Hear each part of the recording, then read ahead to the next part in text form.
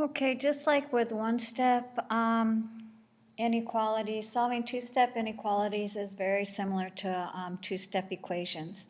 You just have to remember that it's easier to undo the addition or subtraction first, then the multiplication,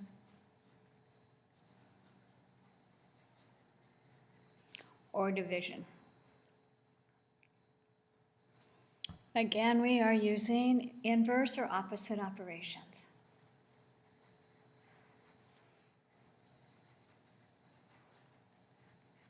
That's the same as opposite.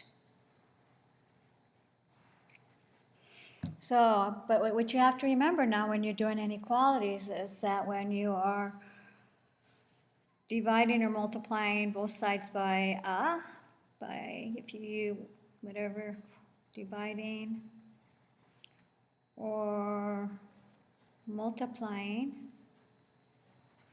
both sides by a negative number, you must reverse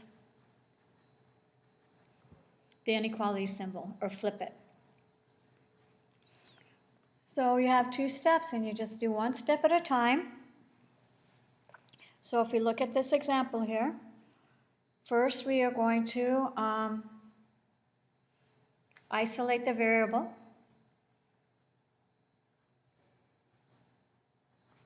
By subtracting, we have to get rid of this one first.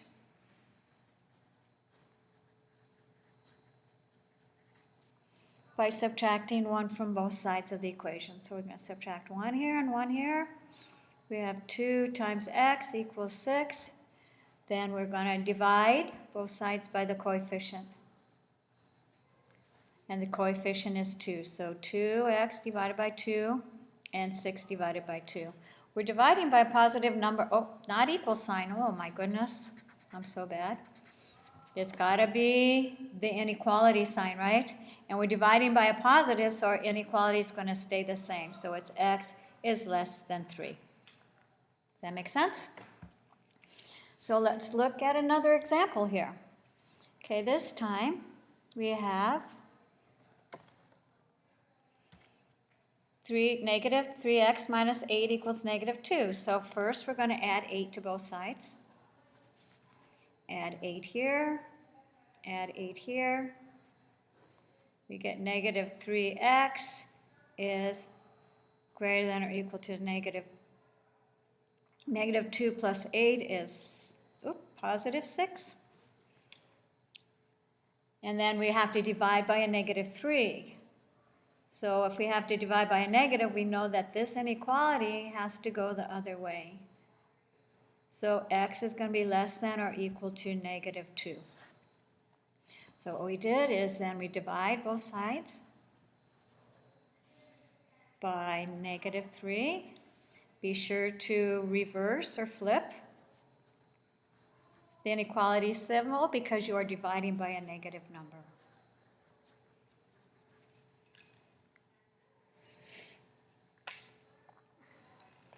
Let's do, it says to try on your own, but maybe we'll just do these together, all right? So in this one, we're adding 12, so we're going to subtract 12 from both sides. Oh, I have an equal sign on those. Subtract 12 from both sides.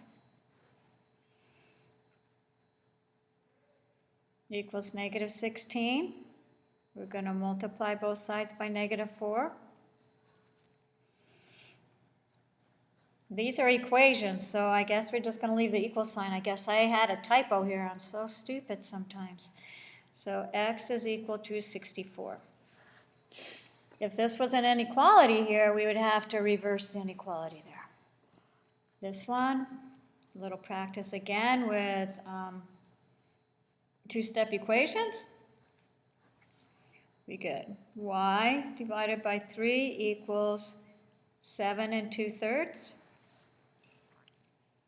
We did the inverse operation here.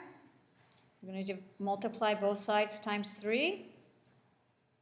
We're going to have to change this to an improper fraction. 21 plus 2 is 23 divided by 3 times 3 over 1.